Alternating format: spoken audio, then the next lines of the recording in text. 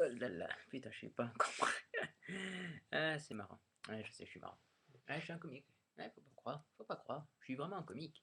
Bon, allez, fini de déconner. Hop là, je me prépare. Hop, petite mise en scène. Hop, attendez. Là, comme ça, on voit que je suis un peu un geek. Ah là là, enfin, je sais même pas. Je sais pas, c'est à vous de me dire si je suis un geek ou pas. Alors, ben, vu que là, je viens de terminer une vidéo sur dinosaures, et que je vous avais dit que je ferais une critique sur un film que j'ai vu très très récemment, bah, je me suis dit bah, pourquoi pas le faire maintenant, après tout, tant que j'ai un peu l'imagination là, parce que vous savez, c'est comme les Italiens, enfin les artistes italiens, vous savez, quand ils ont l'imagination et tout ça, ils le font de suite, et puis voilà, ils dessinent chef-d'œuvre et tout ça, je sais, c'est pitoyable. Donc, alors, ben, aujourd'hui, j'ai décidé de vous parler d'un film qui est ressorti très récemment. Attention, c'est la surprise, vous allez voir, la surprise du Steph. Je reviens.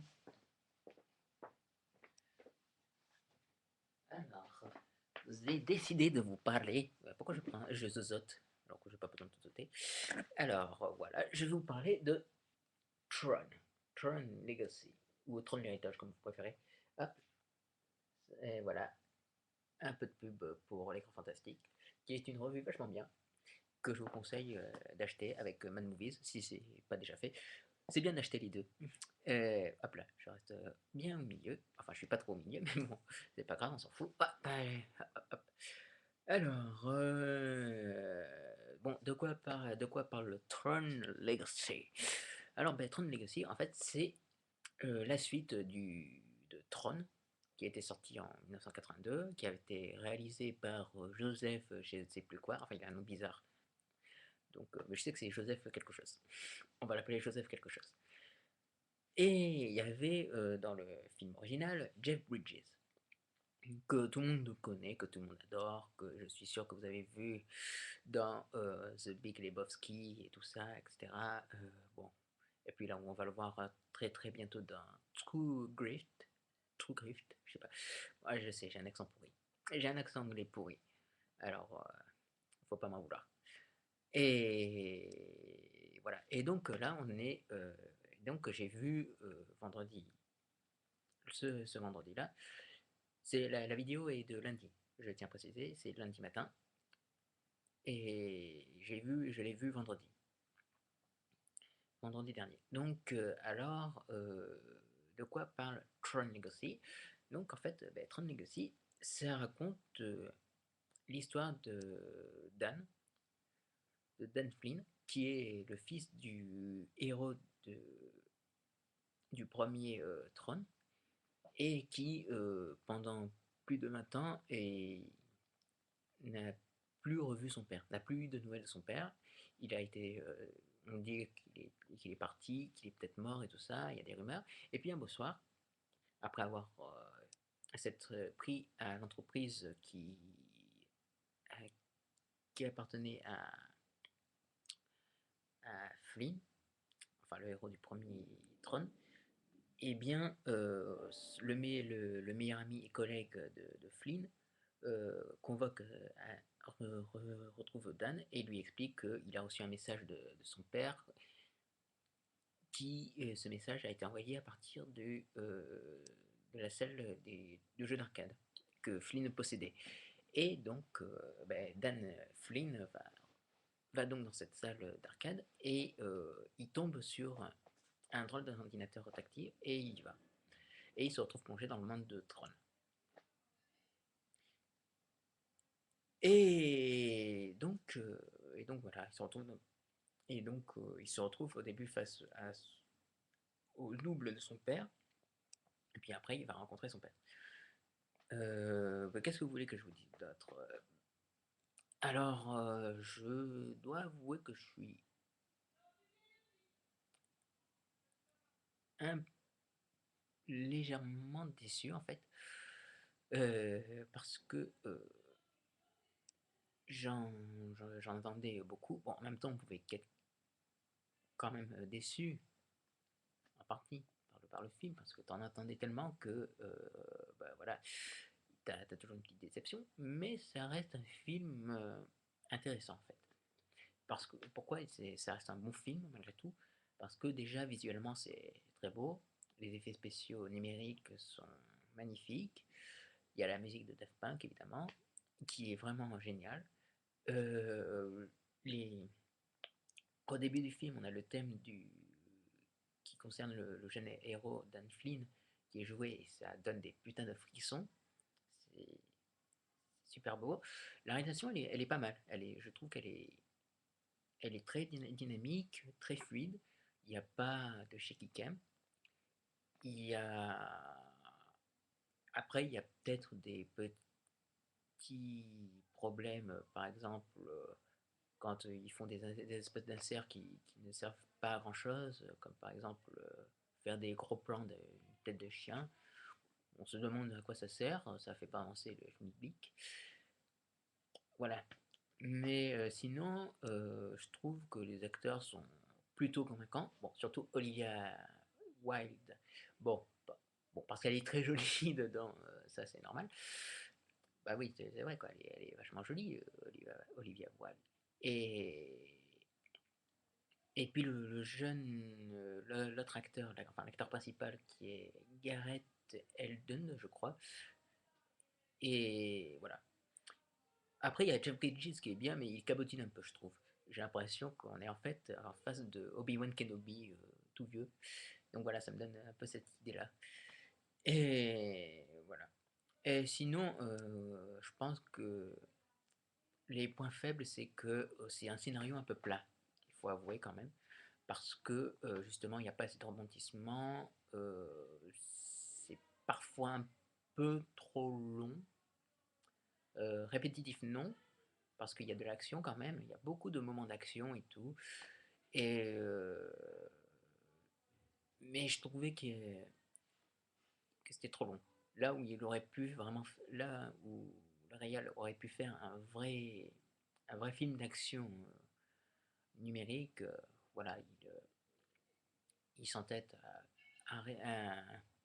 à s'intéresser à ces personnages et bon, on s'ennuie un peu à certains moments.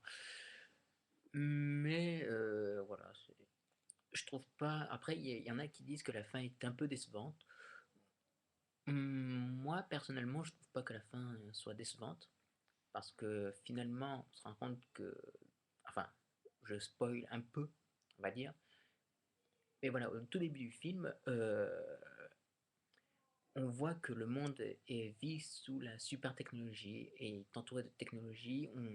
On ramène tout à la technologie, en fait. Et quand Dan Flynn va dans l'univers de Tron, c'est super technologique et tout ça, c'est vrai. Et,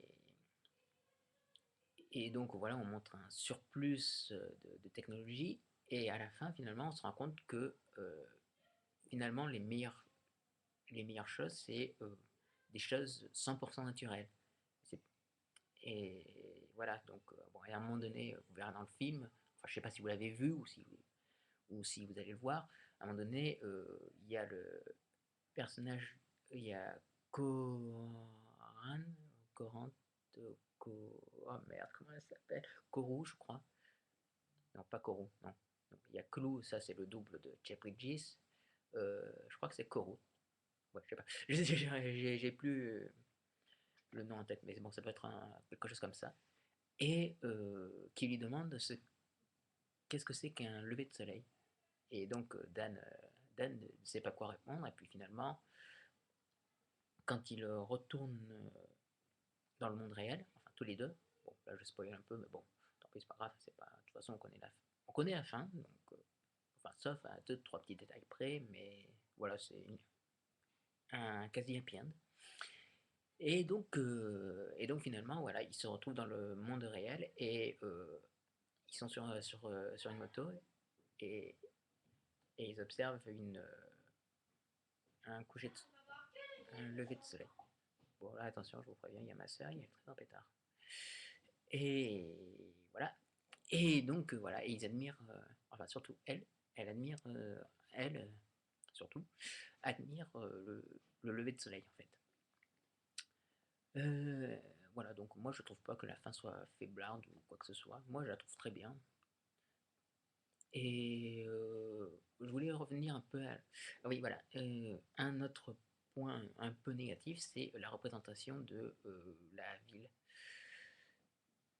Enfin, de comment est la ville enfin, le monde de Tron. Je trouve que c'est un peu dommage qu'ils aient fait, soi-disant, désolé, une espèce de ville peu style New York et tout ça. Enfin, ils disent Blade Runner, c'est vrai que c'est pas faux. On a l'impression d'être face à une espèce de Blade Runner tout bleu. Alors que non, normalement, c'est un monde où ça doit être posé comme ça. Hop, voilà, ça doit être comme ça, c'est droit. Et pas autrement. C'est soit horizontal, soit vertical, c'est soit perpendiculaire ou parallèle. Et c'est voilà, on se retrouve avec des égouts, des ruelles sombres, sinistres et tout ça. Ils boivent, ils mangent. Donc c'est un peu étonnant pour des programmes. Donc c'est un peu dommage. Après, je pense que un autre petit défaut, c'est quand il y a la course de moto, je trouve qu'elle est un peu... Elle est... C'est pas... Ça n'a pas la même vigueur que le premier train. Parce que vraiment, un premier train, c'était vraiment... C'était... Et puis après, comme ça explose. Là, c'est un peu autrement ça. Ils font des loopings, enfin des loopings, ils sautent et tout ça, ils prennent par ici, c'est comme ça. Donc c'est un peu dommage, mais ça rend bien. Donc ouais, voilà. Donc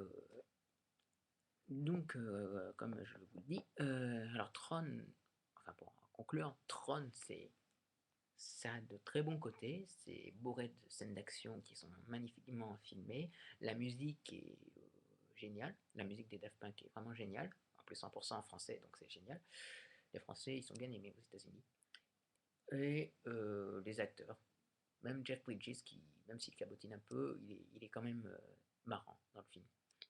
Après, côté point faible, je trouve que l'univers est un peu sous-exploité, enfin, ou alors très mal exploité.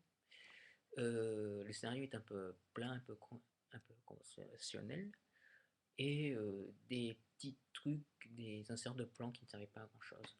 Mais sinon, dans l'ensemble, je pense que c'est un bon film. Là, oui, là, une petite parenthèse, la 3D, elle sert pas vraiment à grand chose.